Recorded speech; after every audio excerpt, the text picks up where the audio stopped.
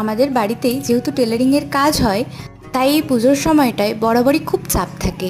মা কখনোই ঘরদোর গোছাতে পারে না। ছোট থেকে বরাবরই তাই রেখে আসছি, ভাদ্র মাসটায় মা সবসময় ঘরদোর পরিষ্কার করে গুছিয়ে রাখতো। রান্নাবান্না শেষ করে বাকি আমার যা কাজকর্ম থাকে সমস্ত কিছু সেরে যেটুকু সময় পাই, প্রত্যেক দিনই চেষ্টা করি ঘরদোরগুলোকে গোছগাছ করে রাখার। তবে এখন যেহেতু পুজো আসছে, নিজের সাথে সাথে ঘরদোরগুলোকেও তো সাজিয়ে তুলতে হবে। তার মধ্যে আজকে রান্নার চাপটাও কম ছিল, আর মা বলল মা রান্না করবে। সেই জন্য আমি ওইদিকে তরকারি কাটাকাটি করে ডিমের ঝোলটাই শুধু করেছিলাম, আর তারপরেই চলে এসেছিলাম সবটা পরিষ্কার করতে। এসব কাজে বরাবরই আমার একটু বেশিই হুড়োতাড়া, আর তাই করে সোফা থেকে নামতে গিয়ে লেগেছে পায়ের মধ্যে ভীষণ জোরে। সে যাই হোক, আজকে থামাথামির কোনো সিন নেই।